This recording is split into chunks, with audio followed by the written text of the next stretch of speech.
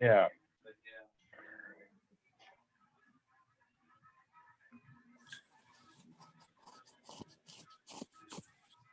Yeah, let me know about tomorrow.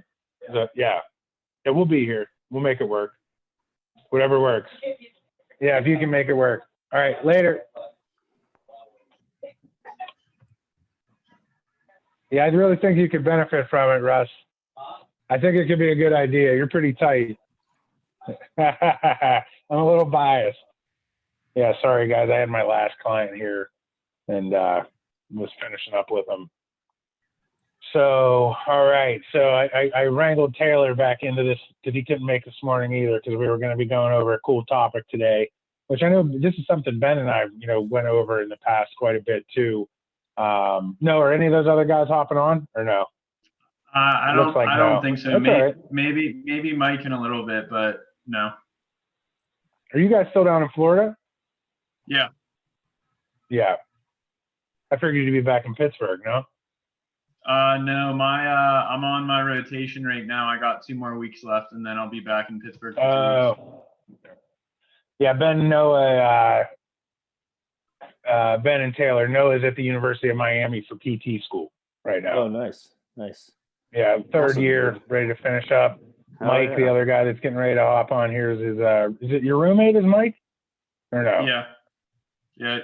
I'm not 100% sure if he's hopping on, but there he can. So you can start if you want. He just did. He just got on. Okay. All right. So basically, and I'll catch Ben up a little bit here.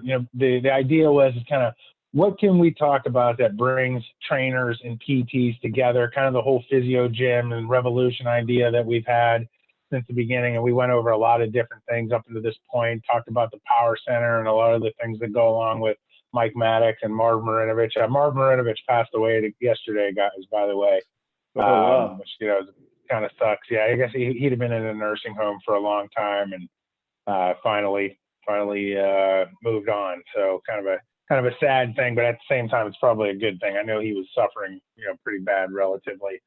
And bummer. How's that if I turn that light off right there? You guys feel pretty good? I got a new webcam, so I'm still trying to get used to it. Everything look okay there for you? Yeah. Yeah. Yeah. All right. So, and then we just kind of been building up, from understanding, what makes people more athletic, what are competitive advantages when it comes to functional training and functional movement, and everything else in between, looking at little things on different movements of your head and neck and shoulders and all of these things that are functionally related, some of these hacks that we do in PT. And like I said, trying to continuously relate it back to this spectrum of human movement and training and physical therapy of being on basically the same spectrum. So right now today, which I'm excited to start talking about, we're on to myofascia and connective tissue. The last talk was on the nervous system and trying to understand how that played a role, and also on basically the kinematic chain. And so this is really where I got these things broken down into these secrets, but this is really where these secrets start to come out here, where if you look into most of what your traditional training or PT is going to explore, they're not going to really talk about the things that we're going to talk about today when it comes to this. And this is really I think that the kind of funny thing that it connects everything together, right? Not to play on the words too much, but that's what the myofascial system is, right? And I don't know where Ben and Noah, where you guys were with this whenever. And Taylor, did you take a gross anatomy, like a cadaver lab anatomy? Yes. Yeah. So you guys might remember this, and Taylor's closer to my age, but I don't know what they tell you about this now. But I remember when we were doing our dissections and we're cutting through this like connective tissue fascia stuff that you're seeing here on this picture in the slide. And they're like, oh, just cut through that. This stuff is, it's just there to compartmentalize tissues and muscles. It doesn't really have that much of a function. This stuff's just, a worthless piece of tissue here. Just get rid of it. Get to the organs that we're trying to study, right?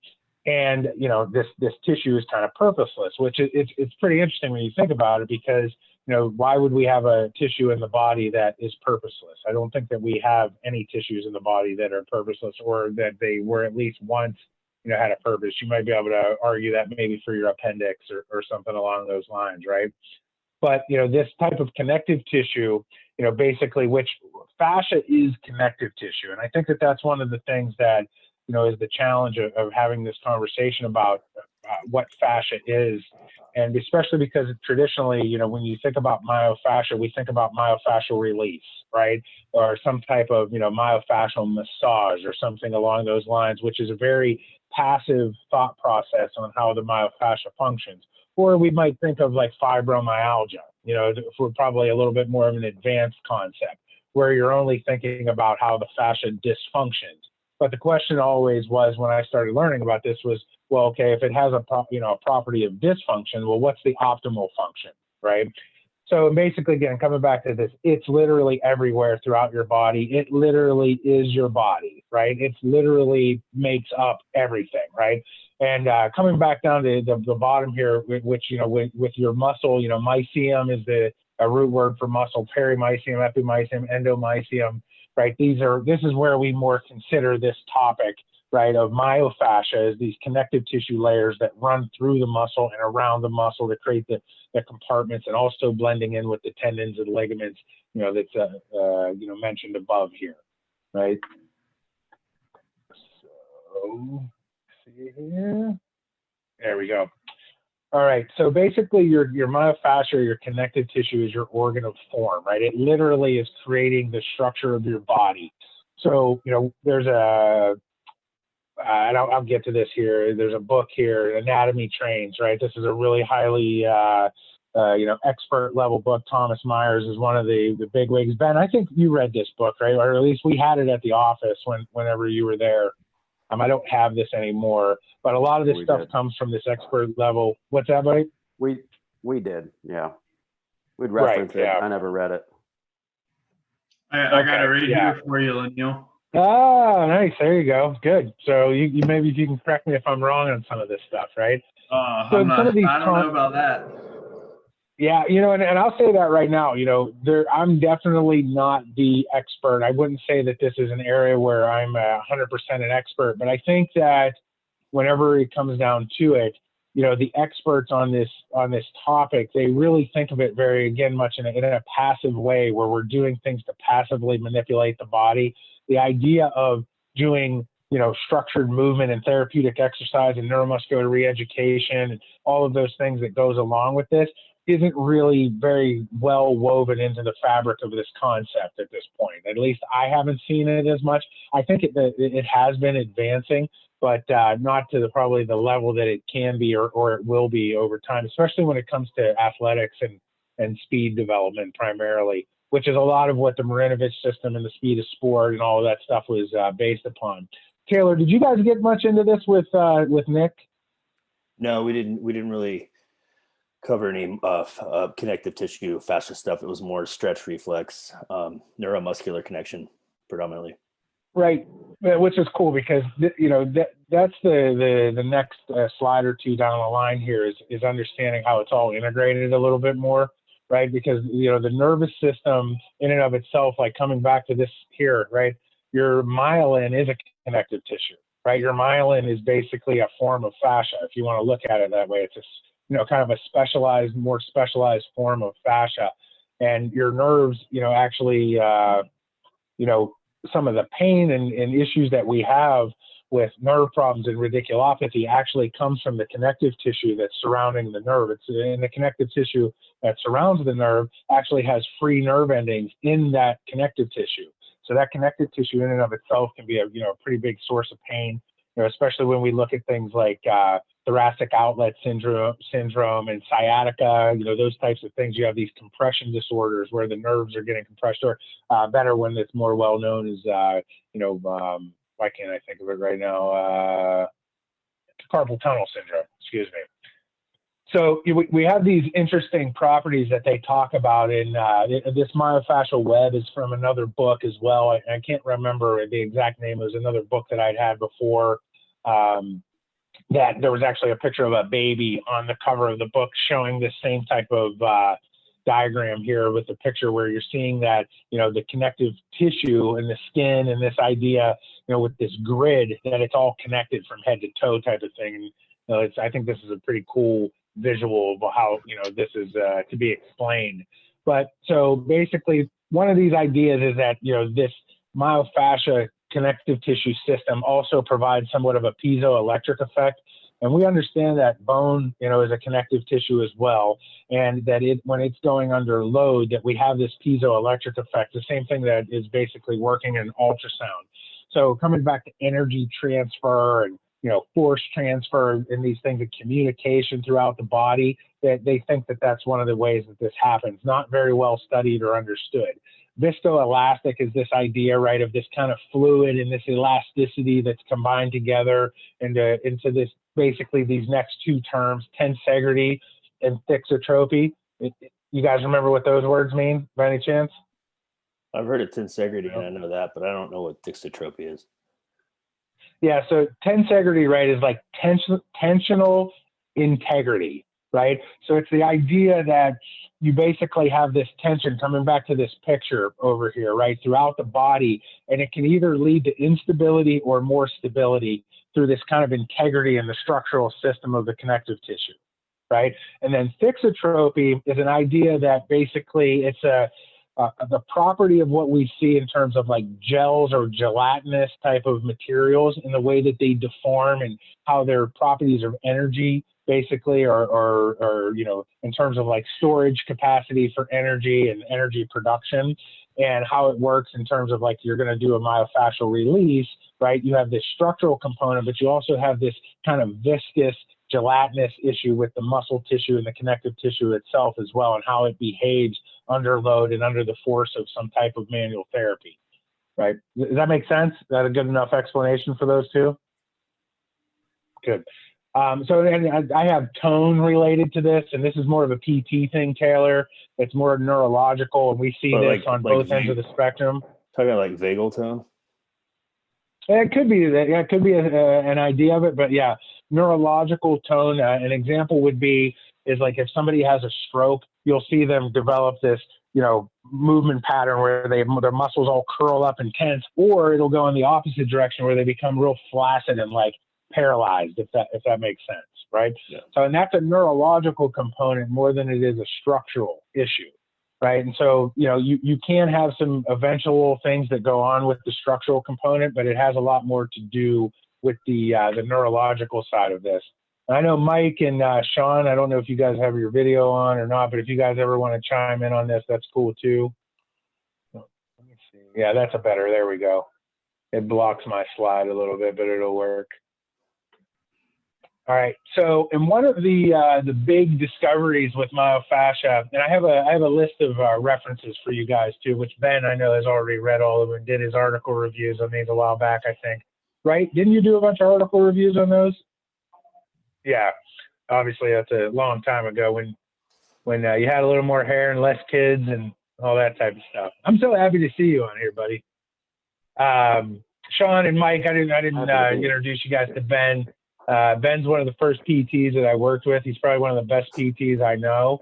And he's really the only person that I ever got to really like teach everything that I know to. And it was pretty awesome time with him.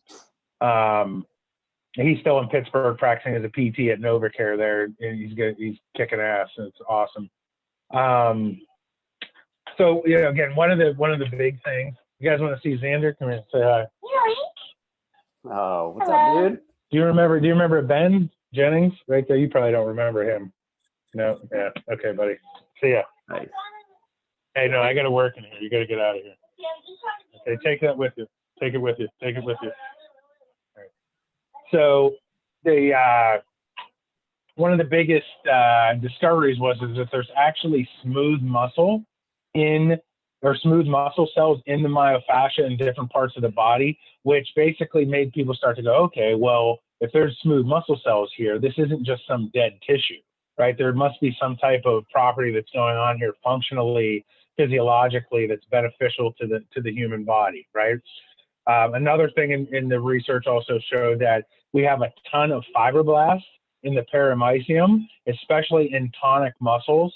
And it's interesting because tonic muscles are like versus phasic muscles. Phasic muscles are what you're going to see in speed and, you know, running, throwing, jumping type of things. Your tonic muscles are the ones that you're going to see with more isometric contractions, which, you know, also, you know, coming back to the next bullet point, immobilization, you start to see an actual increase in the fibroblasts in the perimysium in specifically in tonic muscles within 2 days of immobilization, right? Which is, you know, coming back to this idea of early intervention and early movement, and, you know, where the other argument is, you know, people are saying don't ice and just do movement. We talked about that a couple of weeks ago. You know, really it should be a combination of the both. You want to get the inflammation and the pain down as much as you can and do as much as you can to improve the movement quality. But, you know, this shows that the connective tissue is responding, you know, in these ways based upon the things that we do to them. Again, Wolff's Law and these things that we've talked about already.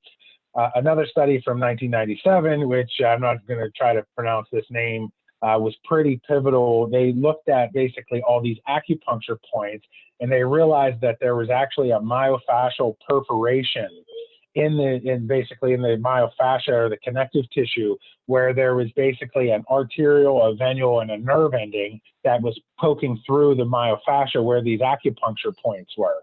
So, and it was like, I think it was 85 to 90% of these acupuncture points actually were in an area where they had one of these perforation points. And what they think is that basically that perforation in that area gets clamped down when you're having a problem there. So when they stick the needle into that spot, you end up seeing an improvement in the ability for the arterial, venual, and the nerve to kind of breathe and be free. You're not creating that compression and that restriction, similar to what you would see in carpal tunnel syndrome, right? I know the PT guys know this on here, Taylor, and I'm not saying you don't. I never want to talk down to you or anything like that. You know that. But with carpal tunnel, you know, what you're really seeing is actually an ischemic problem where you lose blood supply, right? The connective tissue is getting clamped off, so you don't get the actual blood supply into that area, and that's actually what causes the damage. It's not necessarily the compression on the nerve itself. And that's basically for most nerve problems where you have a nerve root compression, it's more of the blood supply issue that's going on there than the direct connective tissue or the direct compression on the nerve itself. And that's one of the reasons why in PT, we can also help people that have herniated discs and whatnot, because things will heal as long as we can get that blood supply going back into that area. You don't always have to have surgery to release everything to make it work and make it function appropriately. All right. Any questions on that stuff? I'll go back.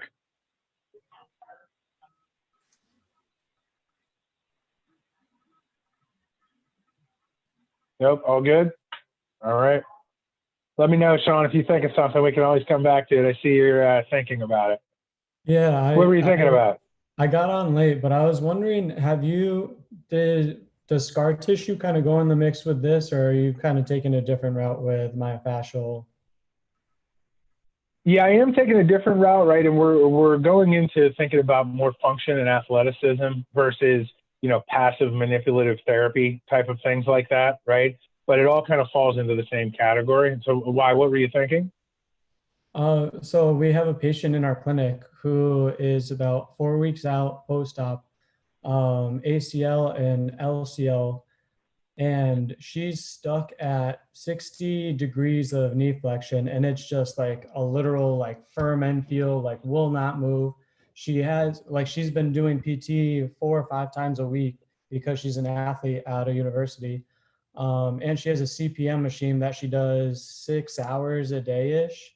And the doc is kind of thinking, just work with the active range of motion of 60 degrees. We've been really aggressive with it and strengthen that. She's going home for the holidays to a different country, and then come back and then just do like a manip under anesthesia.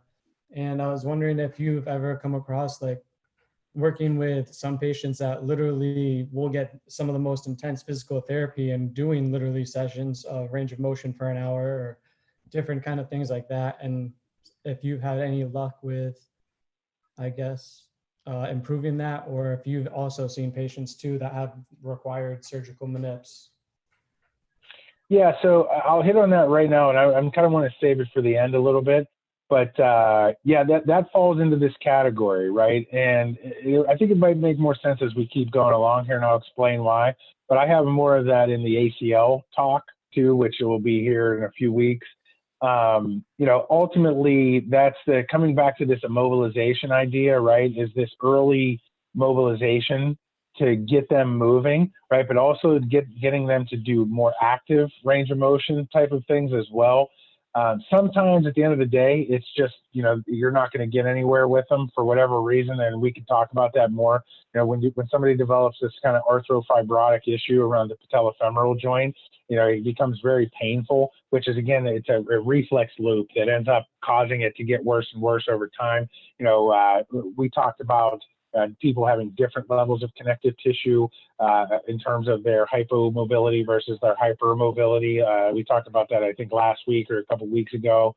And so everybody falls into a different situation and how their connective tissue is going to respond. But ultimately, you want to avoid the manipulation as much as possible. But let's save that one for the end, and we can talk about that a little bit more. Is that cool?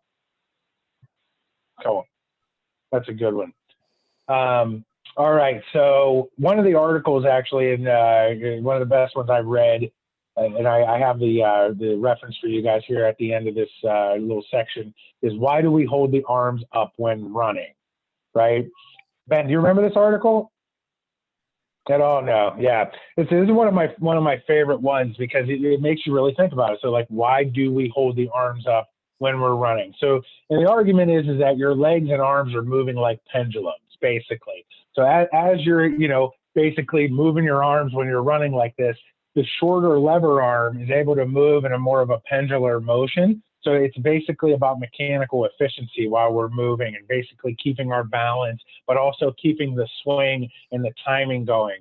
So basically, if you think about a pendulum, the longer that the lever arm is on the pendulum, so if you can imagine that pendulum swinging back and forth, right? The longer it is, the longer it takes to get through its revolutions, right? Now, the shorter it is, the faster it's going to get through its revolution. Does that make sense? The frequency is going to be higher, right? So when we're running or doing athletic movements, usually what we'll see is that around 90-degree angles at the knee and the elbow and the shoulder and the hip as well are where we typically see the best mechanics, because it puts the body in the best motion for pendular movement, right? Which we're looking at angular rotation, angular velocity, angular acceleration. So that lever arm matters a lot. Again, and if you think about what a pendulum is moving like, that's the idea. But they also propose this idea of what a block theory is, right? And that's basically having the bones all stacked up on top of each other is going to help create this idea of tensegrity that we're talking about.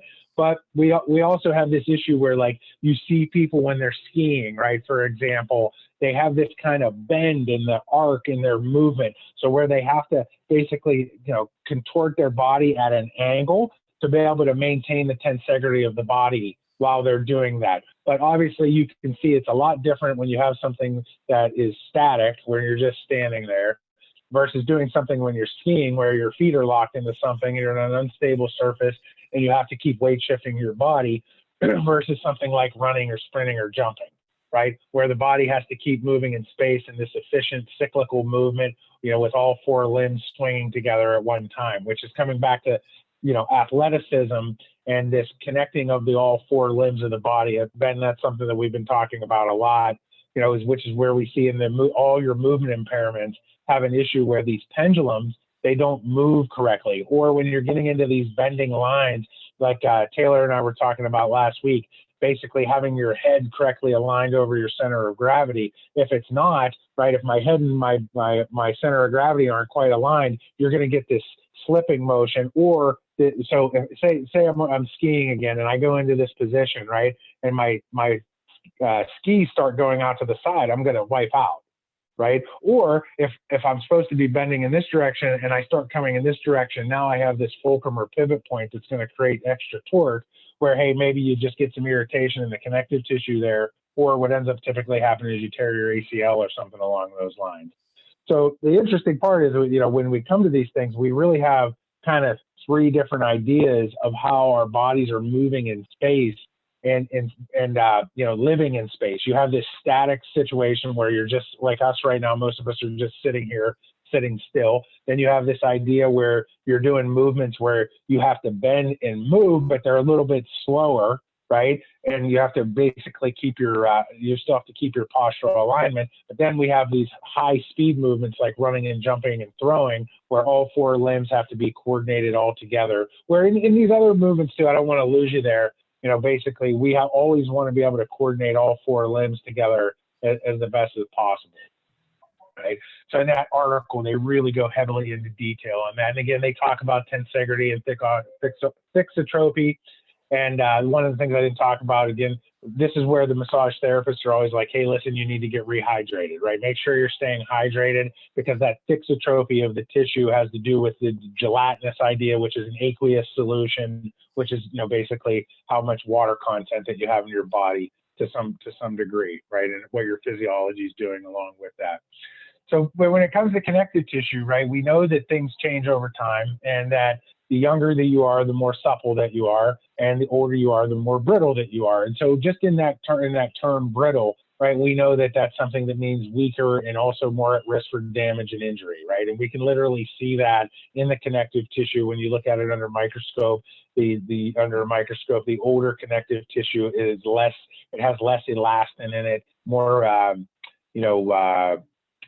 why can't I think of the word right now? It's back here.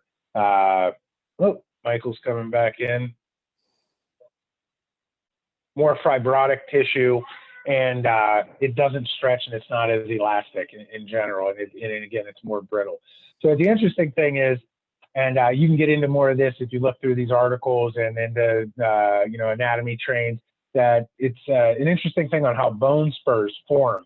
Because basically you have this continuous idea of connective tissue, right? That, maybe if you look at your Achilles tendon or something along those lines, where it attaches at the calcaneus and then it blends in to the muscle tissue of the calf muscle of the gastrocsoleus, right?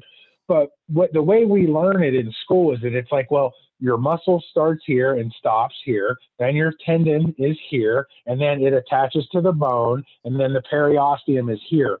But what we really see in histology is that there's more of a blending. So as you move from the muscle to the tendon, those muscle cells start to look more like a tendon. And as you move down the tendon, they get more pure, where they look like tendon cells. And then as you get more towards the bone, they start to look more like bone cells. And then so that tendon or the ligament attaches to the periosteum, right? So that tendon, where it attaches to the bone, it doesn't attach directly to the bone. It actually attaches to the periosteum, right? And the periosteum is that connective tissue layer on top of the bone. And some, like, animals, when you're looking at the bone, even like for meals, when you're eating, some type of steak or something, you can see that thin layer of tissue that's on the bone that basically is this slimy layer that is where the actual tendons and everything will attach and blend in. So does that make sense to you guys so far, what I'm talking about, right? So then what happens is, with the abnormal movement at that connective tissue point, it's pulling on that periosteum. So the body then puts calcium into that connective tissue spot, and you develop a bone spur. That's how it actually happens. So I don't know if anybody ever explained that to you guys that way, but I always like to think about it, and I think it's an interesting way to think about how a bone spur forms. So I don't feel like we learned that in PT school. Did you guys learn that? Definitely not at Gannon. We'll say that. maybe it's at the U. I don't think so. What do you think, John? It's not like the concept sounds familiar. Yeah, and you might want to over it, but you don't go into it quite into that detail with understanding the. Somebody just bounced out. How it. I think, again, what I'm trying to get at too is how the different cells change as you go along, and it's more of this kind of quantum idea versus the way we learn it in ABCs. Where they don't teach you to understand the whole novel first, right? You have to learn the ABCs and then a sentence and a paragraph, but putting it all into the real structure and what's the word I'm looking for here? The real the real big picture of how all of this stuff works together, right? They got the kind of the continuity of it. So with this, right, this is where, you know, how the connective tissue works. Any of these imbalances, just like this,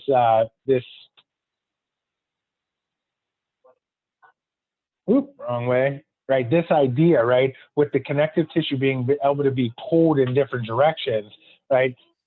Our bodies, when we're imbalanced in the way that we're moving, will also lead us to having these areas of vulnerability, like a hernia, for example, right? You guys familiar with how a hernia forms, or somewhat, right? So that's probably the greatest example of what we see, where you have a weakness in your connective tissue because of abnormal movement, and that area just keeps getting broken down and broken down and broken down, and then one day something pops through. Or what we typically see in the sports world is that basically you end up with some type of contact injury when you didn't really think that there was any big issue going on, and all of a sudden something blows out. Or, you know, you have, like, again, a non-contact injury like that, or you can also develop overuse injuries such as tendonitis and along those mechanical problems as well. Are you guys okay audio-wise? You can hear everything? I know it's getting kind of loud out there. Cool? Good. All right. So, and this is where, you know, the myofascial experts will propose that we basically have this anti-gravity system that's working within our connective tissue. And basically, the one thing about our human bodies, every single thing about the body is sensory motor, and it's also based upon connective tissue, right? So everything about our body is responding to gravity. And it's something that we don't always really think about. And I know we know this a little bit better, even just with like orthostatic hypotension, right? You know, we have an issue where, you know, you change your center of gravity and your position in space and your blood pressure drops. So literally every part of the body is designed to, you know, deal with gravity, as well as we have this sensory motor effect, right? So even when you, for example, you pick up a weight is a sensation. What's up, Stevie? And even when you pick up a weight, right, off of the ground, whether it's 5 pounds or 100 pounds, the first thing that's happening is a sensory processing that's going on, where you feel how that weight feels. You may not consciously be thinking about it, but your body is responding to that sensory input, right? So with that sensory input, we have to have this, you know, appropriate motor response. So the myofascial people, their argument is that when the body is in the correct alignment and it is moving correctly, you're able to use less energy to deal with gravity, right? So basically absorbing force and creating force becomes more simplified if the body's in the correct alignment, and if we're using the elastic nature of the body correctly. And that's where this next, you know, bullet point comes into, looking at elastin and collagen, right, and how they work. And the reason why I have glue there is because originally they always thought collagen was just really a connective tissue and it didn't have any elastic properties to it. So now we know better that it, you know, it definitely has a big elastic property to it. And again, I have this piezoelectric effect here, which we don't really need to go over. But this myofascia is a sensory organ, right? Is probably the synopsis of this whole, you know, secret number 5, is that your body is constantly communicating with the entire body all the time. We have these little receptors all over the body that are sending messages to the brain and the spinal cord about our position in space, and constantly being stimulated with our relationship to our position in space and gravity. And we never have to think about it. It's a very unconscious thing. It's one of the things I always think about. You know, most of what we think about as proprioception, especially what we do clinically, is, in my opinion, a little bit wrong. A lot of times we're working on kinesthesia, and proprioception is a little bit more of an unconscious programming, which is the thing that's hard to program with somebody, if that makes sense, right? Where, you know, your typical balancing exercises and things that we do with people aren't always working on that unconscious thing. So something to think about there for you guys, a little take home, right? But we have all of these crazy receptors inside of our bodies, Golgi tendon orders, muscle spindles, and all these things that are sending messages back to our brain about our position in space, and regulating the tension and the tensegrity and the tone of our connective tissue to basically allow for, you know, whatever functional performance that you're going to get out of it. Which, you know, some of these articles that you can read, they talk about, really, that's one of the biggest effects of warming up, is to get this sensory organ ready to do its job. Same thing with not myofascial release, but foam rolling, right? You're stimulating all of these receptors by giving them some sensory input, right? Just like if you think about sensory integration, right? That's for kids that have pediatric issues that you see, especially with kids that have autism and developmental disorders, right? There's no difference in sensory integration compared to what we're talking about right now, or anything else that we do, right? Sensory integration can't be something that all of a sudden, like, only kids that have developmental disorders fall into this idea of sensory motor pathways. It's the exact same thing, right? And we do the same thing with like PNF, proprioceptive neuromuscular facilitation, right? So another thing, even coming back to that other slide where we were talking about the tonic muscles and, you know, basically immobilization, you know, we also have free nerve endings in the myofascia and the connective tissue, which also have a, you know, effect with releasing substance P, which is your pain, you know, neurotransmitter, which has also been now studied and shown that it has an effect in delayed onset muscle soreness, which your myofascia is being looked at as a big component to why people get delayed onset muscle soreness, which I think is a, you know, a pretty interesting thing, especially when it comes back to the way that we are trying to take the myofascial system and train it, right? Instead of looking at it as this passive thing. And maybe that's one of the reasons why we don't see so much and experience so much soreness and delayed onset muscle soreness in the training programs that we use, because we're trying to make a healthy effect and a performance enhancing effect on the connective tissue. So, and then you also have, it's an interesting thing, when you stimulate all of these receptors, primarily actually the latter three, the Pisidian corpuscles, Ruffini endings, and the free nerve ending, you also see changes in your autonomic regulation in terms of your blood pressure, heart rate, and respiratory rate, and other autonomic regulations. Well, this is where Taylor's talking about the vagus nerve. So by manipulating the myofascial system or training it, you're potentially going to see a change in all of these things. And so again, you know, we keep talking about this. It's like, well, what's the competitive advantage behind everything that we're doing, right? And that's one of the reasons why I'm presenting this stuff to you, because these are the things that really matter the most when it comes down to how the body is really functioning at the high level. So for us to be able to put it into a hierarchy of prioritization, these are the things that are really going to be primary in terms of how the body works. Now, the cool part is you don't always need to know all this detail on the science to understand how to use this stuff to your advantage either.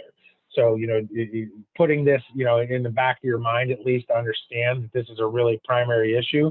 And as well, Sean, this should be a primary issue when we're doing ACL tears, because we know that these things go on with the connective tissue and the nervous system, where now you end up with what we would call a muscle spindle bias, and where your muscle spindles are not understanding where your normal range of motion is. And that's what the problem with, you know, not only do you have this, you know, restriction in the connective tissue and the joint with this arthrofibrosis that you're dealing with, you're also now starting to teach the body how to only move with 60 degrees of the range of motion out of the 135 or 45 degrees that are there. So you start teaching all this compensatory movement strategy. So literally the hamstring starts thinking that your leg is in the wrong position, which usually leads to more instability and buckling in the knee during that time. And it's not necessarily a structural component as much as it is a neurological issue that's going on. The reflex pattern is completely off. So, you know, with this is, you know, this slide here. Did Taylor end up bouncing out? I think he did. No, I'm right here. Where are you at? I'm up top. Oh, there you go. Okay. I don't know what happened there. So I just thought that this was a cool picture. You know, I don't know what this book is or where it came from. I just found this online. Obviously, it's a choppy picture. But, you know, this is coming back to this idea that we want to look at the body as a unified whole. You know, we have to learn it in its, you know, reductionist type of principles so we can understand all of these things. But again, you know, some of the best movers in the world, like Ben Jennings, like, by the way, I'd let you guys know, Ben Jennings, you're looking at an absolute athletic freak right there. So the guy is, he just is. I mean, he's just seriously one of the more athletic people that I've ever met. You know, he had the Western Pennsylvania rushing record, you know, his senior year of high school for, you know, most yards in the season. And he's, you know, right. That's right. Maybe some touchdowns thrown in there as well. Right. Yeah. So basically, you know, and I know that he did some speed training and stuff like that with the best speed trainer that ever existed, right? What was his name again? Dale Boring. Dale Boring. Yeah, he's the man. Yep. Ben and I met with this guy, and he told us for about an hour about how great he was, the best trainer on earth. It was pretty cool. He was actually a good dude. Yeah, But exactly. yeah, exactly. You know, the best movers don't need to know about paramycium and Golgi tendon organs to figure out how to move their body, right? And we see that in dance and gymnastics and Ben Jennings and Taylor, people that are, you know, done martial arts and, you know, these sports. There's always a tendency to move in a manner where you're using the entire body versus having some type of fragmented movement issue, right? Which comes back to when we're training these things, you know, like we've talked about, sometimes it is appropriate to do isolation training, but when we're talking about functional training, we have to be really careful, because when we're doing isolated things, we're likely to disconnect the body from the whole by trying to do over isolation, which is what you'd see a lot with functional training. We typically never get to the point with people where we're doing the actual real correct functional mechanics, which is something, again, with Speed of Sport and Marinovich and Revolution and FyzioGym and this stuff that we in Sports Muscle that we've been doing for the entire time. That's the whole idea, is that what is the thing that makes people the most athletic possible, right? So why this is important as well, though, is because when you're injured, you're about the least athletic version of yourself, right? And you're the most disconnected version of yourself, right? Where the body is not operating as a whole. And when we're rehabbing people and we're training them, that's the whole goal, is to get them back into this functioning system that is functioning as a whole, right? Make sense? I know you guys, I've been beating that horse. So the thought process is, if you guys can use your imagination right now, and you've ever seen like a kangaroo or a gazelle go, right? And they all of a sudden, they jump and shoot, they're gone, right? Have you guys ever seen that in person? Like with a deer or something like that? I saw a deer jump over a pretty high fence a couple years ago, and it was just standing there, and it saw me, and boom, it was over the fence. There was no preparatory movement. You know, all it did was drop its weight really fast, and boom, right? It was gone. And you see the same thing in these elite level athletes when they change direction. There's almost no tell. There's almost no, and we went over the, you know, that slide about Antonio Brown, if you guys remember from the first day, about his cutting mechanics and what Ryan Shazier was saying about him, which was, you know, something that was cool because I got to work on that with him. That's the idea, right? We want to be able to use the connective tissue to change our direction by taking it, which also takes the pressure off of our joints. Now, our joint alignment and everything matters, right? But we want the connective tissue to take up most of these forces, because it's the ability to transfer over from the force absorption to the force creation phase is going to be it's going to happen faster if we don't have to load our joints as much. So again, transmitting the forces throughout the body, right? We want to be able to use the entire body to be able to absorb these forces and create the forces, which ultimately, again, is the most important for high speed and high force movements. Because if we have a leak, right, or if we have a disconnect from the body, that's where we're going to start to see, you know, breakdowns, increases in shear forces, increased risk for injuries, and just in general, a poor movement economy and inefficiency with the movement. Right? So most of this is reflexive, right? And this comes back to this idea of proprioception as well, right? This is a reflex thing. So it's something that happens without a lot of conscious input. So it's a very challenging thing to train, because it's also very risky, because if you don't get this timing down correctly, you can really hurt somebody. You know, one of the ideas, and we talked about the maxima of maxima, which is that, you know, that lady freaks out and lifts the car off of her kid or whatever. One of the best ways to do that is to give somebody some type of thing that they have to react to, where like what we would call a perturbation, where they don't know that it's coming. And an example would be as if you threw like a heavy medicine ball to somebody with their eyes closed, right? Which, you know, is potentially disastrous, especially with most of the clientele that we see in PT. We're not going to do that. So you have to be really careful when you're working on these reflexive patterns. And that becomes the reason why I got involved in the Marinovich system and in the speed of sport and sports muscle and sports science lab, because it was a way to do this stuff in a more safe manner where we could start working on these reflexive patterns with less worry for injury, especially when you're coming back from an ACL tear or an Achilles injury, something like that, right?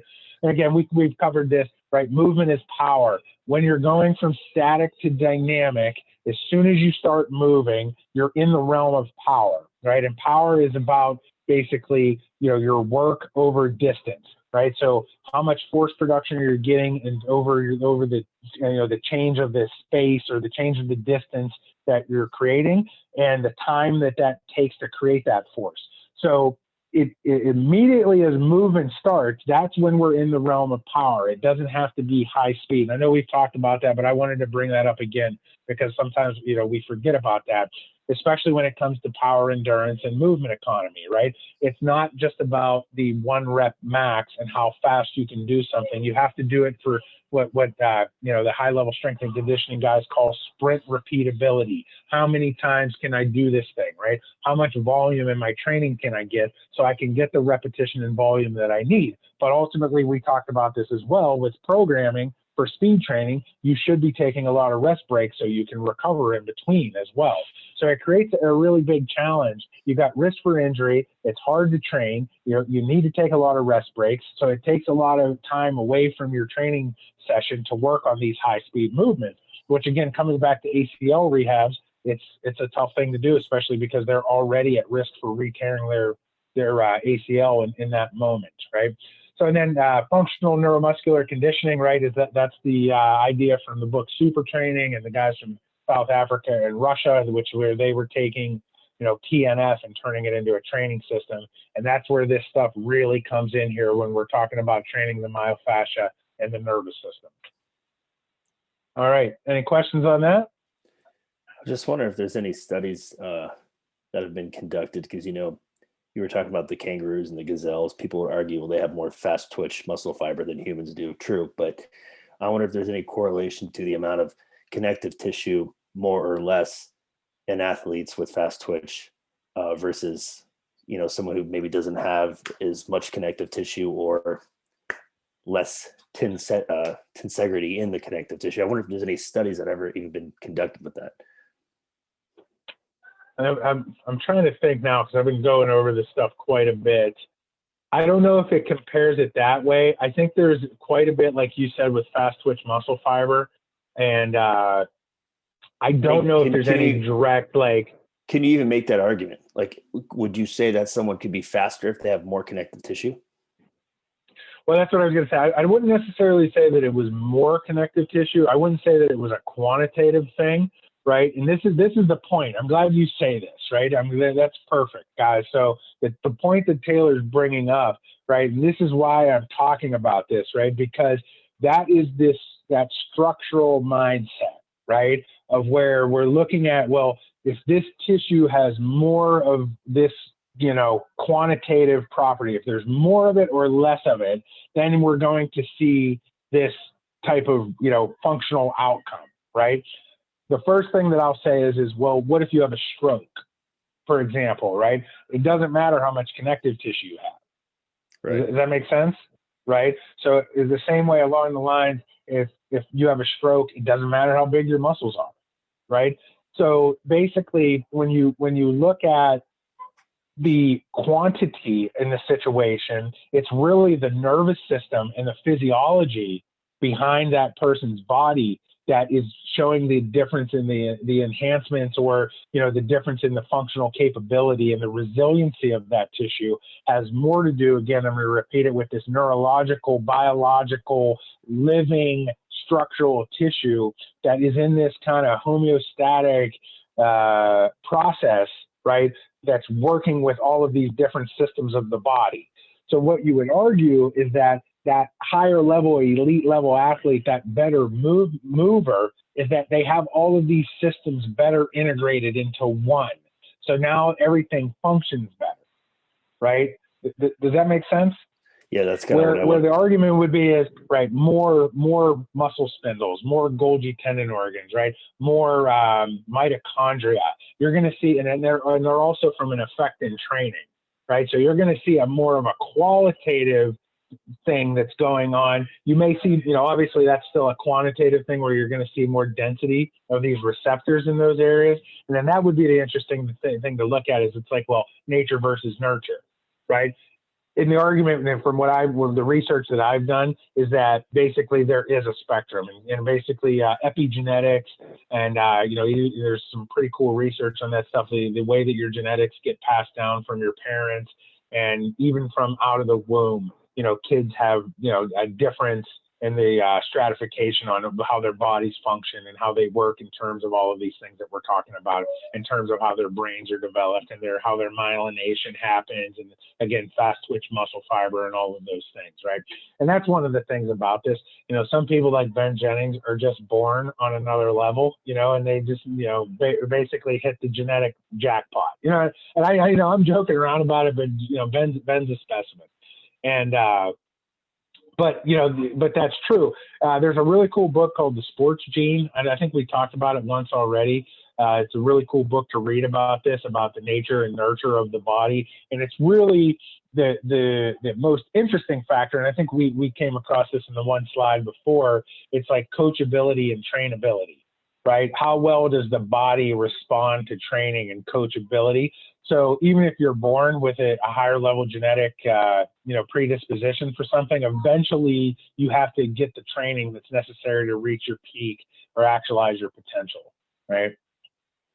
Does that make sense, Taylor? But I don't know of any specific studies that I could cite at this point. That would be cool to see if there's been anything done along those lines.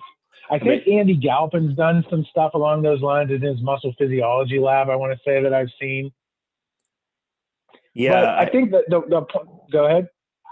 No, I mean, you basically said what I wanted to hear, which was, again, it comes down to how efficient is your body at unifying all these systems. And that's what makes the difference, not how much you have versus someone else. So you kind of proved what I wanted to hear. So it's good. Right. Exactly. And you think about that, you could have a lot and not be able to access it. Right. And that's where the training comes back to. Right. And that's what, we really do is help people get more access to what they already have. And then their body starts changing based upon their genetics, and how much they're going to respond to it. Right. How we doing here, guys? You good? Feeling good? Neck getting a little stiff, Noah? Yeah. Oh, it's always stiff as recent. Again, I know I said I was going to add more exciting, dynamic, interactive stuff here, but there's a lot of material to get through here on this stuff right now. So this is where, manual therapy comes in, right? Where, at the end of the day, we don't really see a lot of change in connective tissue by any manual therapy thing that we're doing. And Wolf's Law and creep, Taylor, I don't know if you guys, came across creep, but we talked about Wolf's Law. It's the, body remodeling itself based upon the forces that are placed upon it. And creep is this idea that, basically as you keep a load on the body, it will start to deform itself. Connective tissue, it could be a tree, it could be anything biological, actually, with a sustained load that you'll see a deformation in that tissue, but it's very sensitive, right? And typically it takes a lot longer than we think, especially in one treatment session. We're not changing anything structurally.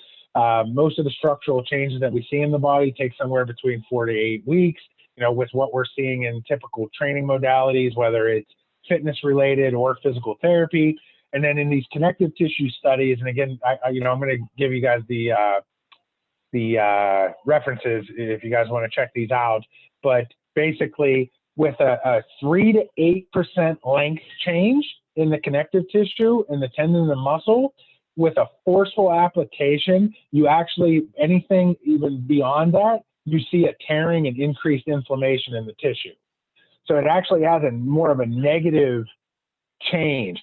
The interesting thing is it requires a lot of high force to actually see even a 3 to 8% change in the connective tissue length when you're trying to do a stretch, which basically the importance of that is, again, that small magnitude is going to lead to where you're actually getting this change in the structure, more damage and more inflammation, right? Which isn't what we want to do. When we're working with people, we want them to feel better.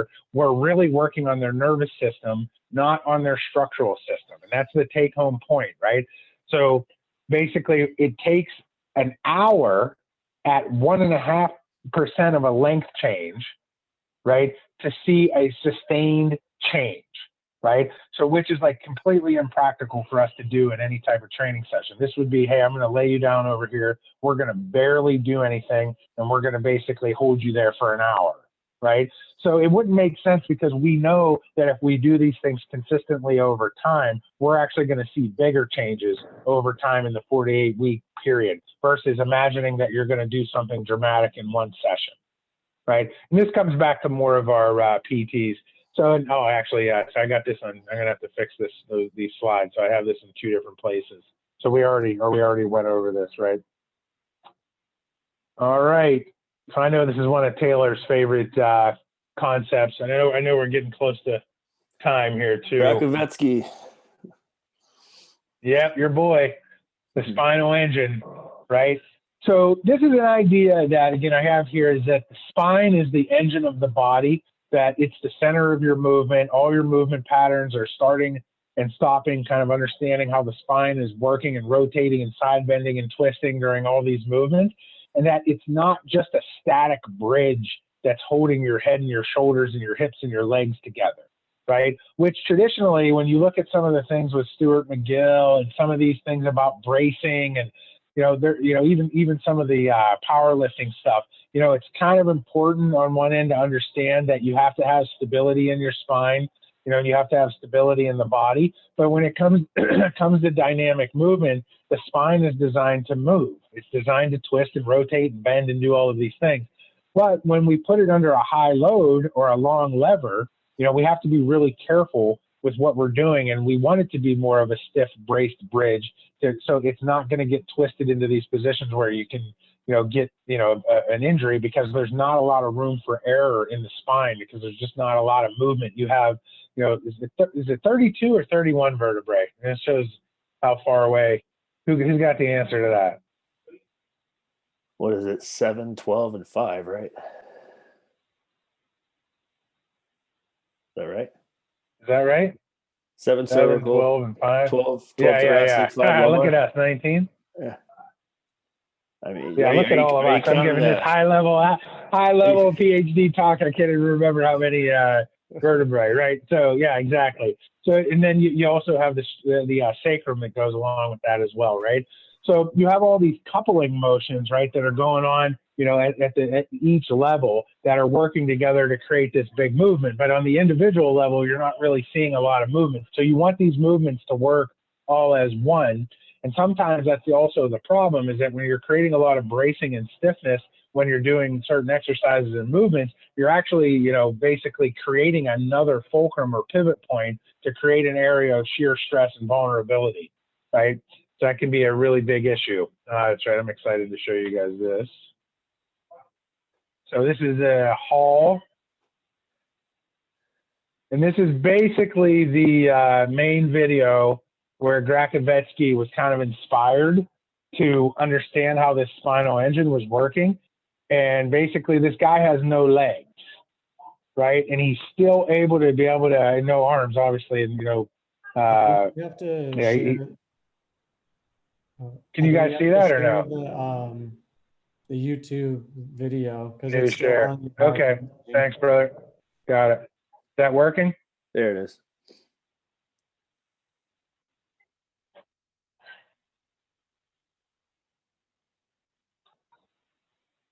So the interesting part, if you watch this guy, if you watch a sprinter from the back, it doesn't look that much different. And you could obviously see this guy's not perfect, right, in terms of his mechanics and everything, but you can really see that side bending and rotation that's going on in the spine. I'll play that one more time for you here. Whoop.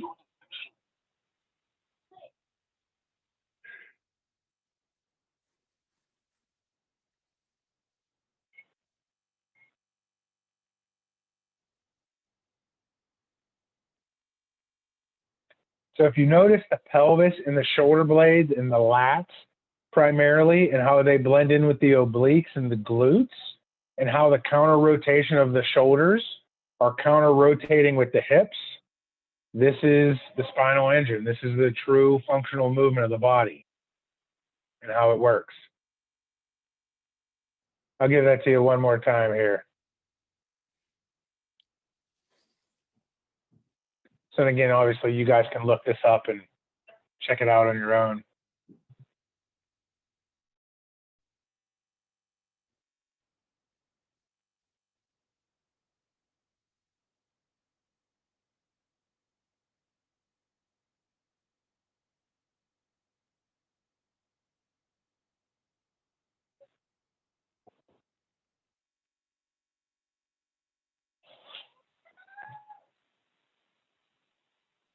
And then I got to do a new share, huh, Mike or Sean?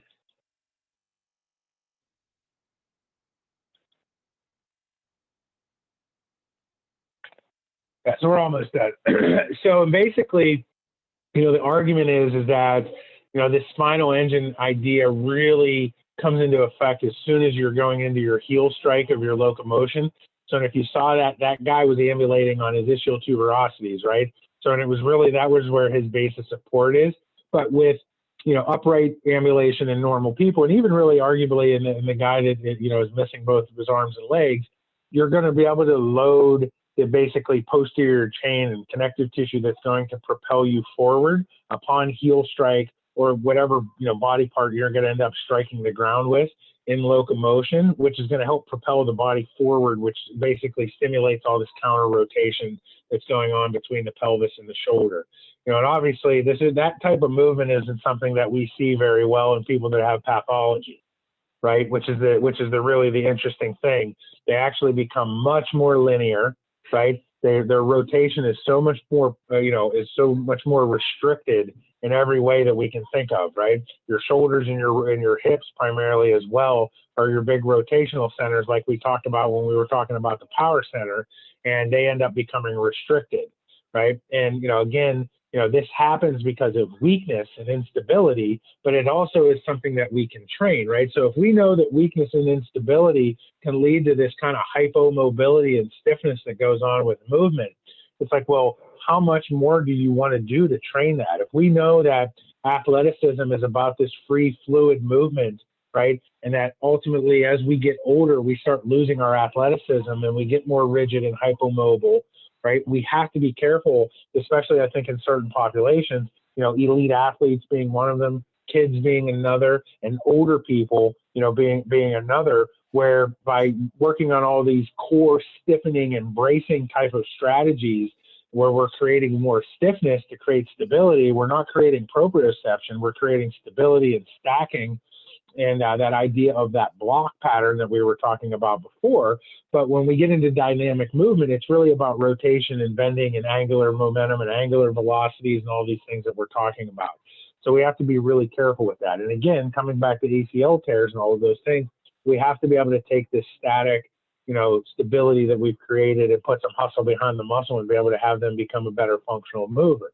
With the non-contact injuries, we know that's even a bigger issue because they're already coming in with issues beforehand, which relates back to this evaluation-based protocol that we've been talking about for the last few weeks. We have to be able to assess these things and understand what the primary components are that are really contributing to functional, you know, efficient movement, right?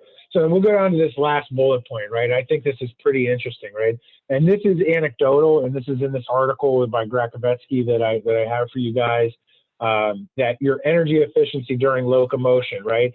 50% of it they think is from elastic energy, right? Nothing that has to do with anything about your muscles contracting. And there's a lot of actually anecdotes and super training and a lot of this myofascial stuff that I've read in the past that says that basically the same thing, that most of the time that the muscles are acting in an isometric fashion in high speed movements, right? But the connective tissue is actually what's creating the elasticity and changing in the length tension relationships in high speed, high power movements, because there's too much time, or basically there's not enough time in high speed, high power movements for us to see a length in the actual muscle tissue itself. right? So this is where it ends up becoming more of a reflexive pattern that's happening. Again, back to that gazelle that goes, boom, right, and is able to move with that precision and power at the same time. So, and this is just another picture and understanding the spinal engine, right? And if you see this kind of what, you know, I know David Weck talks about this, but, you know, pretty much the high speed training, you know, people are onto this, about this kind of counter rotation in the body and the twisting and that goes on between the upper body and the lower body and the arms, and this side bending in the trunk to get your body in the appropriate position over top of your center of gravity and your base of support. So as you go to land and create power, you can do it in the fastest and most efficient and safest manner possible, right? And every athletic movement that we have, like we talked about already, is 40% weight shifting, and or 40 to 60% weight shifting and 40 to 60% rotation, right? So, and we can see that with these two diagrams here, that in sprinting, we're also going to see that just as well as we're going to see it with throwing or swinging a golf club, right? And then here's all of these. I don't know, can you guys do a screenshot of this or anything, or I can just send this in some way, you know, if it makes sense for you guys. But this is the, you know, these research articles, if you guys are interested in looking at them. I'm missing one of the Gracovetsky articles too on here, but obviously you guys can, you know, Google search him and see for yourself what you're looking for. My neck's getting a little bit stiff. Must be my paramycium and my Ruffini endings and my phasic muscles are getting a little too tight from holding. I'm in this immobilized position. Sitting has been driving me crazy lately again, but got to do the work. So then, you know, the next section that we're going to get onto is timing, but we'll talk about that later. At this point, I'll leave it open for questions or commentary or anything, and then maybe we can touch on Sean's thing here in a second if anybody else has anything else.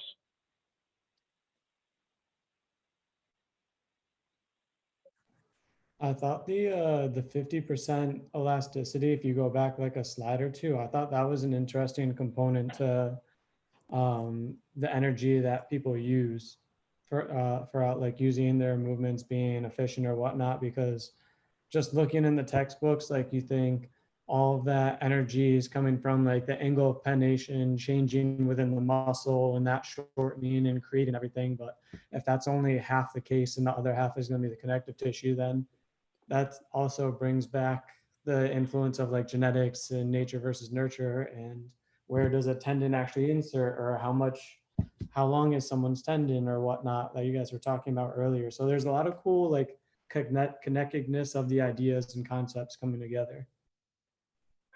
Yeah, I'm glad you brought that point up, because that could almost be the, you know, the one bullet point that we could put on the first slide of this and end it there and just have the discussion about it, because this is what we see, especially at the highest level, right? And this is the part that we want to train, right? That is not typically being trained, is this ability to use that elasticity in your movement. Because like you said, right, if we're learning that all of your, you know, efficiency in your movement and your energy production and everything is coming from your muscles, right, and coming from your mitochondria and all of those things, then all of our modalities and training programs and everything are going to be directed towards that, right? So when we're considering keeping things primary, I mean, this is the thing, right? We want to teach people to move in a more, you know, fluid and elastic manner and use that elasticity for movement economy, right? Which, you know, coming back to genetics and all those things is important, but it's something also that you can't change. But what we can change is improving this, right? Just by basically doing it, you know, even just running. You know, Taylor said this to me a week ago or a month ago or something. I've been doing more running. I was talking to Ben about this the other day. And Sean and Mike, you guys may know, I have a really bad ankle and a really bad foot. And, you know, this is, you know, one of the reasons why I got into this, because the tensegrity and the structure of my foot is so messed up. I can't really absorb force on my left leg normally I just can't, right? And it requires me to put my body in the right position. If I am out of position and my mechanics are off at all, I have pain, right? And so I have to really, really, really train all my reflexes, and it's getting harder and harder as I get older too, right? It's getting less and less easy for me to do all of these things and be able to recover. My body is structurally damaged where now I'm unstable, you know, and basically I have this hypermobility issue that, you know, you can only overcompensate for so much. And then when you have pain going through your body, it also alters your reflex pathways, right? The ability to absorb the forces and go through that amortization phase. And at the same time, Taylor's like, hey, you know, we were talking about this a couple of weeks ago or whatever. And he's like, yeah, but, you know, if you just keep running, it's going to get easier, right? So, and that's what we see, right? As we keep getting better, it's like, well, is all of this stuff improving from VO2 max?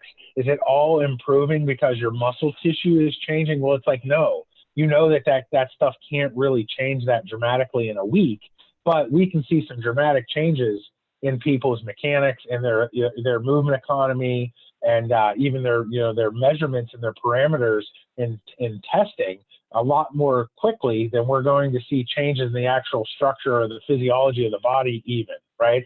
And this is from being able to use what we have already better in a better biomechanical efficiency, which ultimately at the elite levels, that's what we see. Sean, I'm really happy that you brought that up. I think if we weren't running out of time, I would have hammered on that a little bit more. You know, again, this slide is probably actually more of the importance of understanding, you know, what we want to do with training and PT for the return to sports and return to function. So, yeah, great, man. I really appreciate that. Any other thoughts, guys? I had another quick kind of thought about this too. Sure. I saw a video recently about, like, I think it's a physical therapist that works with either the Chiefs or Patrick Mahomes was in this video, and they were talking about rest days versus active recovery techniques and how it's important for the myofascial alignment within the body and recovery and how it relates to DOMs and whatnot. And athletes need to take care of their bodies, not through just pure rest days of doing nothing, but really focusing on just active movements and laying down, I guess, or making more efficient the myofascial connections between muscles and whatnot, so that they don't have to work as hard. And it comes down to, I guess, interconnecting the myofascial network with movement efficiency just through active movement itself. As a means of recovery. So I got all that. So what's the question? Oh, I was just thinking, like, of how well that kind of connects to all this too, is like, when you're working with like high level athletes, that this definitely comes into play, is the myofascial kind of network and how everything happens. Is that it's really important to emphasize how this is all connected and how those athletes get to that tier because they don't just rest, or if they're hurting, they just don't do anything. They take advantage of this and work with people that will encourage active kind of recoveries and whatnot. Yeah, exactly. And then, you know, I just want to throw in there, don't forget about the nervous system, right? So as we're, you know, moving through this concept, right? And I know you're saying the myofascial system, but just remember that myofascial system is integrated in there, right? And a lot of what we see in recovery is also psychological, which is connected to your nervous system as well, and all these neuroendocrine responses that are going on. And then we also know that if we have extra inflammation in the body, for example, you know, we see a negative effect on our nervous system as well.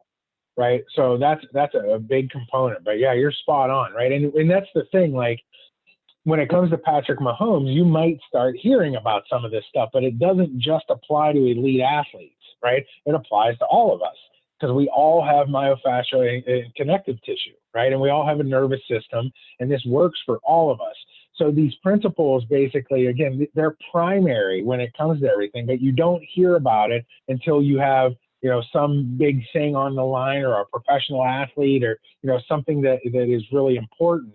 then it's like, well, now we're going to focus on all of the things that matter, right? And you end up missing 20 or 30% of like what you, in this case, probably more than that. I mean, I would argue again, like I said from the beginning, this is kind of everything right here. This one, the secret number 5 or whatever you want to say about this, right? This is kind of everything about the basis of how our bodies function in terms of movement and recovery and all of these things that you're talking about. So, and coming back to, so now I'll jump on this right now with the ACL tears, right?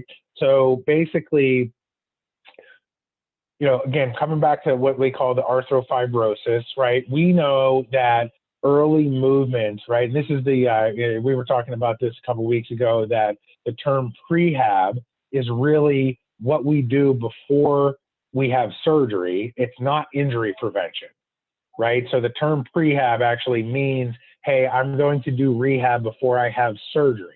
But we've taken that and changed the word and made it into injury prevention, which I don't really have a problem with it. I just don't want people to forget that it really is a concept of, hey, if I do physical therapy before I have a surgery, I'm going to come out in a better manner. Now, why did we figure this out, right? Why did prehab become such an important thing? It's back to the concept of what you're talking about, Sean.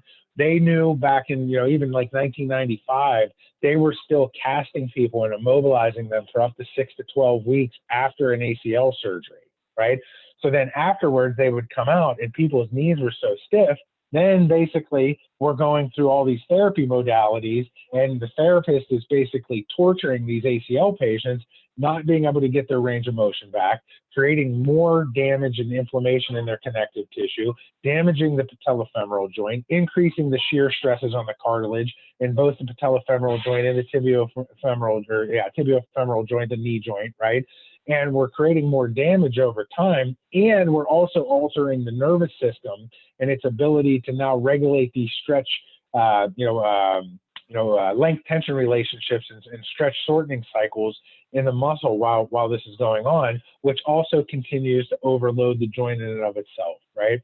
So basically, the other part is then we end up sending them to getting a manipulation. Right? They get that manipulation under anesthesia, and unfortunately, especially historically, they've gotten a lot better at it now. A lot of people end up with fractures and damage during those times, tears as well. So getting a manipulation under anesthesia is not something that you want to put, high on the priority list of something that's going to happen after that, right? So then you come back into the pain scenario. This is anecdotally, right? What I've seen over the years is it usually happens in people that are very sensitive for whatever reason. They are more sensitive. It could be, again, they missed out on that prehab period. They've been stiff and in pain for a long period of time. And I would be interested to see that athlete that you're talking about. Do you know much of the history? Like what they were like the last year before the surgery? Like how long was it before they had the surgery to the injury and all that type of stuff?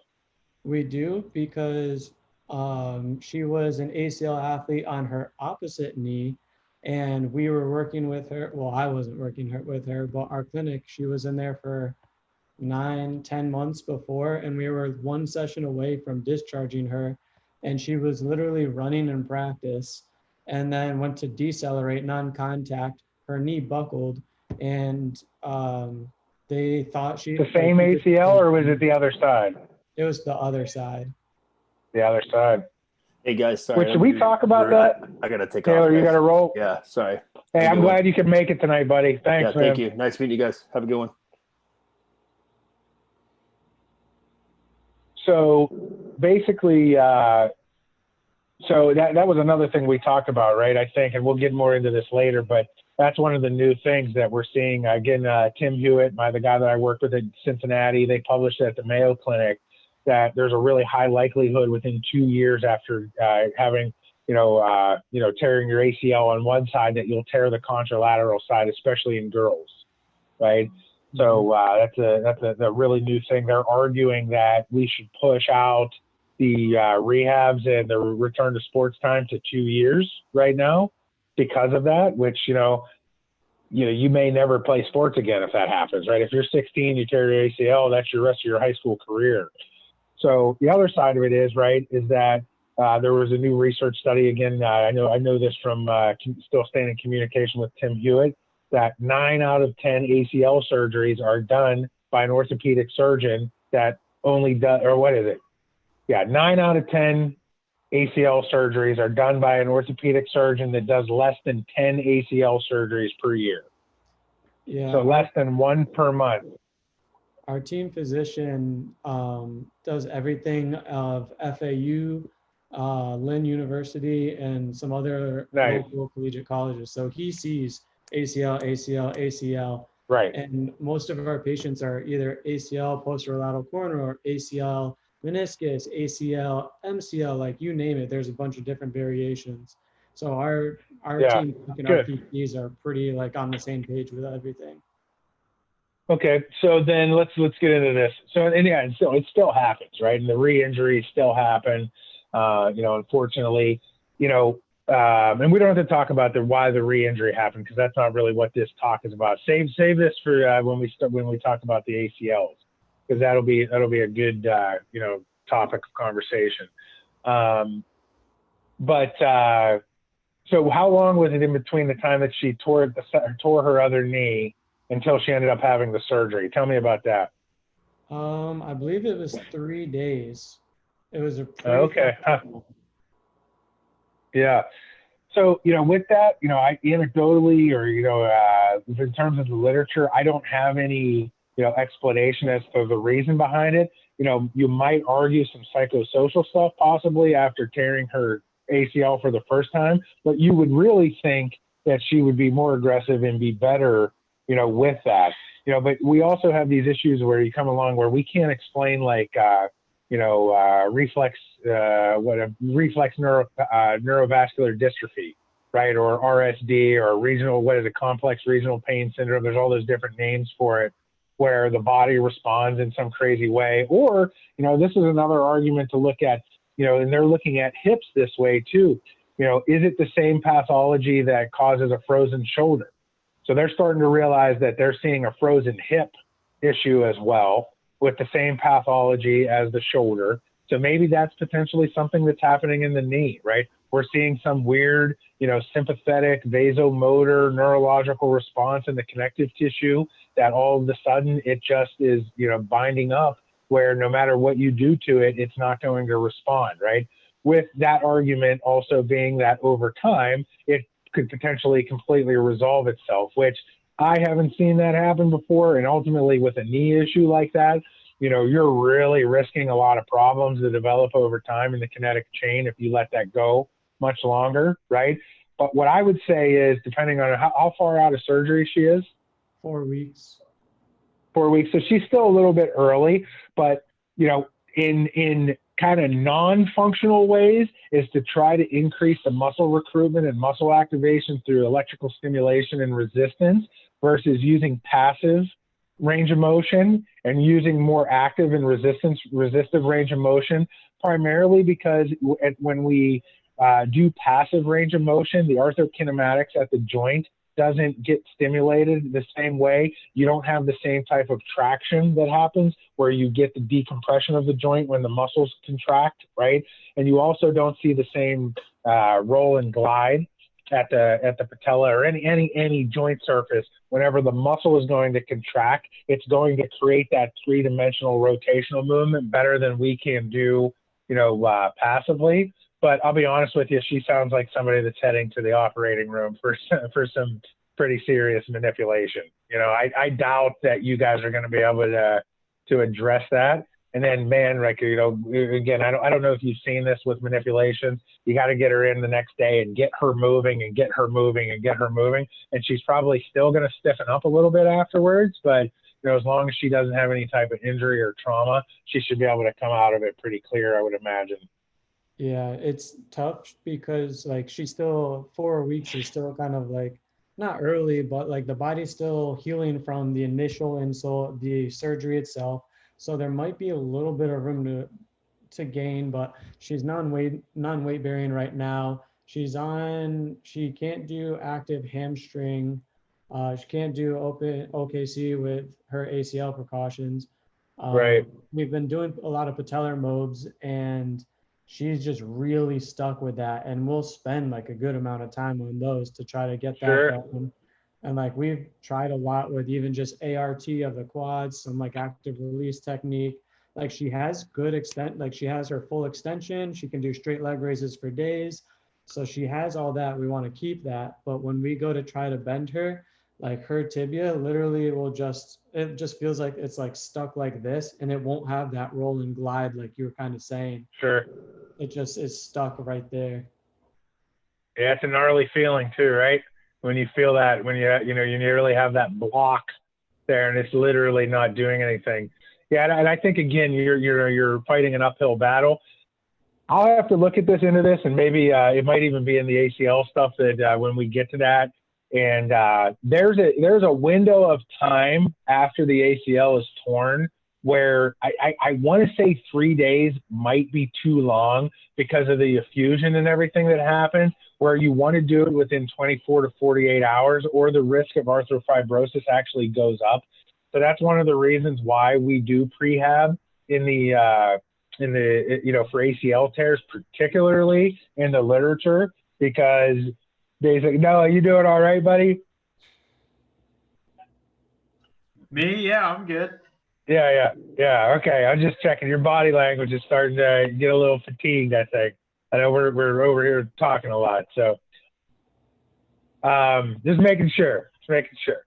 So basically, that's why they would do the prehab, because they knew that if they started a second insult into the knee while it was inflamed. I'm glad you said that, right? So, you know, you can do it within a couple of days, but if you wait more than a couple of days, you're better off basically waiting a month to get the swelling down, right? And that's one of the biggest benefits of doing the prehab before the surgery, is to get the swelling down. So you're not basically inducing another insult to the knee that's going to create more swelling and inflammation, which ultimately leads to some form of synovitis. And that can be a really big problem, you know, with, you know, again, even in her situation, where the synovial tissue becomes so inflamed that they'll have to do a synovectomy and, you know, and all that type of stuff. And that's not something that's going to favor her athletic career at all, right? So that would be another thing to look at, you know, is, you know, did they do that surgery within, you know, taking a risk of doing it too soon within that time frame? And I can't remember the exact surgical protocol for that at this moment. Yeah, I would be interested in trying to look for that, because she had, like, her other ACL rehab was like no complications. I got there for like literally the last few weeks, like the last 2 weeks, where we were doing the return to sport testing, and her uninvolved leg, which is now her involved leg, was like amazing with all the return to play criteria, whether it be like the simple things like the triple hop, or like the hop for distance, like all those different things that you'll incorporate with lower extremity functional outcome measures. So she was really good. Well, yeah, let me interject there, because that's a tough thing to study, right? Because you're studying, you don't have a control to study. You're using the good leg as the control, right? So trying to test that's a little tough sometimes when it comes to that. And I know that you can look at it from a qualitative standpoint, and, you know, even in, you know, isokinetic testing and whatnot, looking at norms, but it's still a little bit hard to determine that, I think, sometimes. So, but yeah, and again, sometimes it happens. And, you know, the argument would be too is, and I know Ben and I experienced this with a young soccer player. Remember Headley? You know, and she, you know, she tore, and basically her mom had torn her ACL, her grandma and her aunt had torn her ACL. Ronda Rousey, again, she tore her ACL. Almost all of her sisters and her mother had torn their ACLs as well.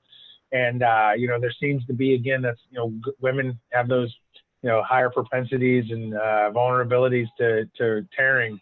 And again, that brings back that argument of, you know, why are we seeing that you know, there's an increased risk for tearing the unaffected side in 2 years, right? So I still come back to like what you're alluding to, is that, you know, if we do all the right things, you know, and we do all this testing, and everything should be fine, right?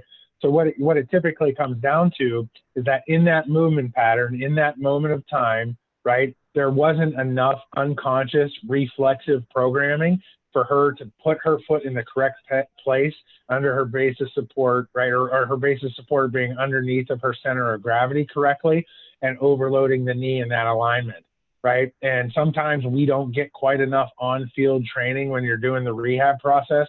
You know, it's something that I had a really, awesome, opportunity to do when I was at the University of Cincinnati primarily, and even when we were back in Pittsburgh, because we had a huge space. So we could do a lot of functional training and a lot of, change of direction and unconscious type of programming. And I'll give it back to this as well. A lot of times when they go back to practice, that's not being emphasized, right? And they stop doing the drills as much as they were doing them as well. And do you have any idea, did you get to see any video of her re-tear? I didn't know. Yeah. So the argument would be is that, like I said to you guys a couple of weeks ago, the only way that you're going to have a non-contact, especially traumatic ligamentous injury like that, or a muscle tear, is by putting the body in the position where it can tear. It's not going to happen by putting the body in the correct alignment. What's interesting, and that's my big argument. What's that? The way it was described to me was that she was just like running in a straight line and decelerating, and her knee just like buckled, and they thought she completely dislocated it, as in like neurovascular compromise, like everything, like ACL, PCL, MCL, LCL, like all that stuff. So that's why the doctor, he like wanted to get in there as soon as possible to try to like arthroscopically figure out, because I was actually in the surgery watching it, and he turned to me and he was like, all right, now we're going to see like what the meniscus looks like. So it was cool to see that. But I think that could have been part of the reason, was because I guess imaging was inconclusive on what was there. So yeah, and that's tough. And I know I have some information on this, and again, I look forward to getting to the ACL talk, but like multi-ligamentous knee injuries as well, they don't always behave the same way as a straight ACL tear as well. So, did she have any damage on that side different compared to the original injury? Yeah, she didn't have LCL, and she had some like a half plantaris tendon rupture. So like half of it was there, but the doctor still sutured a little bit into. So yeah, so you think about that extra damage, right? Number one, and number two, think about the position that she had to put her leg in to tear the plantaris and everything, right? So it was obviously a bad positioning of her body. Usually a long lever arm, loading that, basically your center of gravity, and a long lever where the base of support is away from the center of gravity. As she's going to decelerate, her center of gravity is not low enough. The leg isn't flexed enough. And so, boom, it goes into hyperextension, and it doesn't really have anything, because that can happen to anybody. No matter, no matter how, if you're Ben Jennings, it still could happen. But he would never do that because his body more arguably naturally wants to go into the correct position. That would be the argument, right?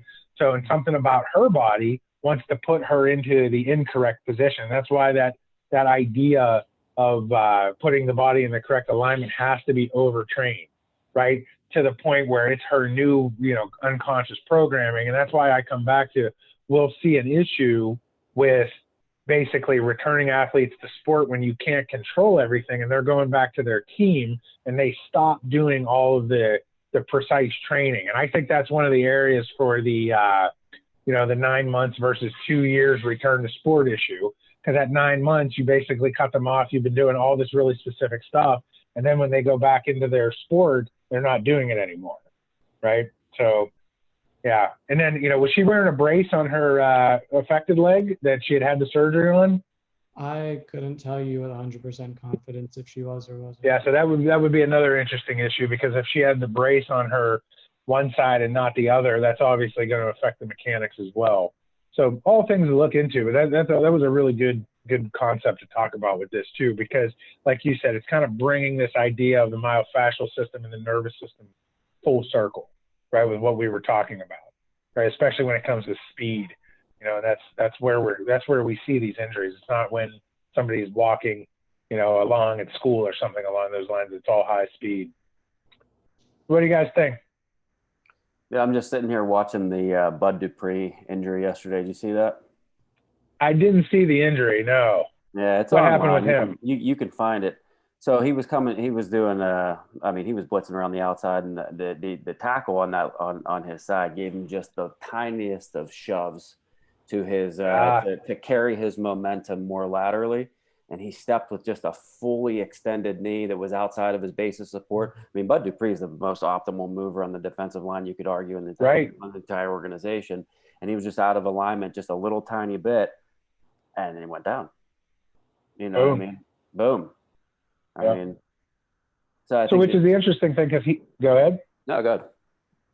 No, I was just going to say, because he got a perturbation, right? Versus the female that he's talking about. She just did that running along for no reason, right? So that's typically what we see in guys, and that's kind of coming back to what I was saying about you, Ben. Like you and Bud Dupree are less likely to do that without some contact scenario or something, and that's what we see in the literature, right? And for whatever reason, girls have this tendency to try to basically hang on their ligaments and use their bones to stop them instead of using their muscle and their elasticity and their connective tissue, right? Which brings this whole thing full circle. So now as Bud Dupree gets pushed off of that position, and you're seeing more of this now, where basically people are training this where, hey, I'm going to push you and you're going to have to react and land in the correct position, right? And you're seeing that even more with preventative training as well with football players and people that are at risk for, getting a perturbation and getting these injuries, because there's an argument that he possibly within a split second could have dropped his hips or could have got into a better position and he wouldn't have got injured, right? But, that's what happens. Yeah, I'm in denial that happened right now. I don't want to believe it. So if I keep getting text messages from people and I'm like, no. Well, I just 11-0, baby. Check it out. Yeah, thanks. Gonna make me sick. Well, they already lost that stud linebacker that they had too. I can't think of his name right now, but Spillane's playing really well. Yeah, Devin Bush. Yeah, Spillane's playing really well. Right. What do you think, Ben? Good information? Yeah, man, it's great information. Noah, Sean, I'm not sure exactly where you guys are at in your PT school training, but I think one of the biggest things that I ever got from working with Lyneil is having the end picture in mind when you're starting this rehab process with people. And that's like the basis of sports medicine to begin with, is knowing what you need to get to and working on all the other things. Like I'd be interested to hear what your CIs would say if you went into the clinic tomorrow and your ACL patients and you said, let's check some thoracic mobility. You know what I mean? And they'd be like, yeah. What are you talking about? Unless you're at sports clinics and then be like, damn, we should have been doing that a long time ago, maybe. You know what I mean? Because that's where we fit into the medical system, and these guys, coming to see us, is we need to evaluate everything. Because if we don't, and now we're ready for this return to sports stuff and they have all these restrictions, we've lost all this time that we would have had time to do all these things while we're trying to get the quad to start functioning again and the effusion to go away. We could be working on everything else at the same time, probably actually more effectively at that point than whenever we're, using the majority of our clinic time to work on the actual knee or the ACL. So it's cool to have these conversations again, because I don't have these conversations enough working at a place like NovaCare. It just is what it is. You know what I mean? You get lost in the shuffle of the everyday grind of normal people and seeing your athletes here and there and trying to, bring in those people if you want to treat them.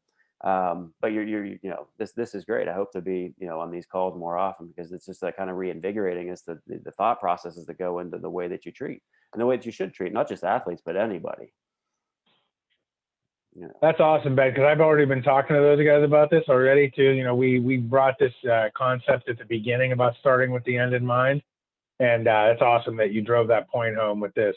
Right. And that's what I'm trying to do with these talks, right, is to kind of bring that into picture. I know that. That's my thing, right, is trying to paint this picture of, what's the priority, what's primary, and, where do we want to get to. It's a hard process, especially when you're going through all this and you're trying to pick up the pieces and put everything together. And when you're young like you guys, So the same thing, you were young like I was young like these guys too at one point. And I didn't have, I don't think, somebody as concise as I'm trying to be show me all this stuff. I was still learning it in pieces and putting a lot of this stuff together for myself as well. I mean, I had some good mentorship. Don't I've already talked about that, but not as direct, I think, as I'm trying to be, with that concept. Yeah, thanks, Ben. That's awesome, man. All righty. Anything else, guys? What's next week? Thanks for hanging in. Yeah, next week, same time, right? 6 o'clock, we'll be going again. And next week Secret will 6? be timing, and then performance lifestyle, and then the foot. Right? I may bump the foot up because there's not really a whole lot to beat down on this performance lifestyle stuff. So I'll probably get through that. I'll probably get through these two pretty quickly next week, and then we'll go into the foot and ankle and my research and stuff. So Sounds good. Thank you. Cool. For hosting all this. right. Yeah, no problem. I'm gonna let's keep it going. I appreciate you guys tuning in. Cool. Thanks, man. All right, fellas. All right.